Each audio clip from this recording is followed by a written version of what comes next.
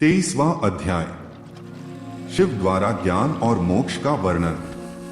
ब्रह्मा जी बोले, हे महर्षि नारद, भगवान शिव और सती के हिमालय से वापस आने के पश्चात वे पुनः पहले की तरह कैलाश पर्वत पर अपना निवास करने लगे। एक दिन देवी सती ने भगवान शिव को भक्तिभाव से नमस्कार किया और कहने लगी, हे देवाधिदेव महादेव, कल्याण सागर, आप सभी की रक्षा करते हैं। हे भगवंत, मुझ पर भी अपनी कृपा दृष्टि कीजिए। प्रभु, आप परम पुरुष और सबके स्वामी हैं।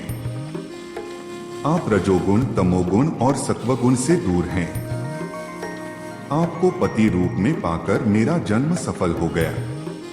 हे करुणानिधान, आपने मुझे हर प्रकार का सुख दिया है तथा मेरी हर इच्छा को पूरा किया है, परंतु अब मेरा मन तत्वों की खोज करता है।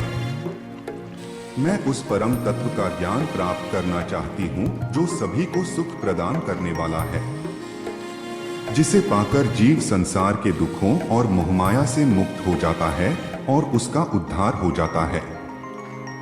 प्रभु, मुझ पर कृपा कर आप मेरा ज्ञानवर्धन करें। ब्रह्मा जी बोले, मुने, इस प्रकार आदिशक्ति देवी सती ने जीवों के उद्धार के लिए भगवान शिव से प्रश्न किया।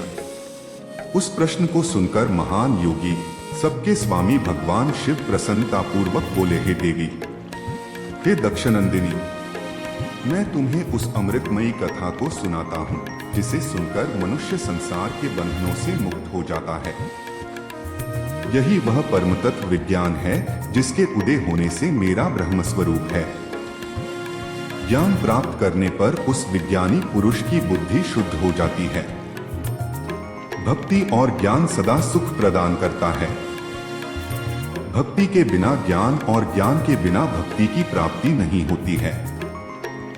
हे देवी, मैं सदा अपने भक्तों के अधीन हूं। भक्ति दो प्रकार की होती है, सगुण और निर्गुण। शास्त्रों से प्रेरित और हृदय के सहज प्रेम से प्रेरित भक्ति श्रेष्ठ होती है, परंतु किसी वस्तु की कामना स्वरूप की गई भक्ति निम्न कोटि की होती है। हे प्रिय, मुनियों ने सगुणा और निर्गुणा नामक दोनों भक्तियों के 9 भेद बताए हैं। श्रवण, कीर्तन, स्मरण, सेवन, दास्य, अर्चन, वंदन, सख्य और आत्मसमर्पण ही भक्ति के अंग माने जाते हैं। जो एक स्थान पर स्थिरता पूर्वक बैठकर तनमन को एकाग्रचित करके मेरी कथा और कीर्तन को प्रतिदिन सुनता है, इसे श्रवण कहा जाता है। जो अपने हृदय में मेरे दिव्य जन्म कर्मों का चिंतन करता है और उसका अपनी वाणी से उच्चारण करता है, इसे भजन रूप में गाना ही कीर्तन कहा जाता है। मेरे स्वरूप को नित्य अपने आसपास हर वस्तु में तलाश कर मुझे सर्वत्र व्यापक मानना तथा सदैव मेरा चिंतन करना ही स्मरण है। सूर्य निकलने से लेकर रात्रि तक, सूर्यास्त तक हृदय और इंद्रियों से निरंतर मेरी सेवा करना ही सेवन कहा जाता है। स्वयं को प्रभु का किंकर समझकर अपने हृदयामृत के भोग से भगवान का स्मरण दास्य कहा जाता है। अपने धन और वैभव के अनुसार 16 उपचारों के द्वारा मनुष्य द्वारा की गई मेरी पूजा अर्चन कहलाती है। मन, ध्यान और वाणी से मंत्रों का उच्चारण करते हुए इष्ट देव को नमस्कार करना वंदन कहा जाता है।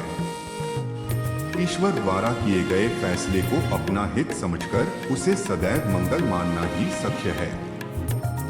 मनुष्य के पास जो भी वस्तु है वह भगवान की प्रसन्नता के लिए उनके चरणों में अर्पण कर उन्हें समर्पित कर देना ही आत्मसमर्पण कहलाता है। भक्ति के यह 9 अंग भोग और मोक्ष प्रदान करने वाले हैं। ये सभी ज्ञान के साधन मुझे प्रिय हैं। मेरी सांगोपांग भक्ति ज्ञान और वैराग्य को जन्म देती है। इससे सभी अभीष्ट फलों की प्राप्ति होती है। मुझे मेरे भक्त बहुत प्यारे हैं।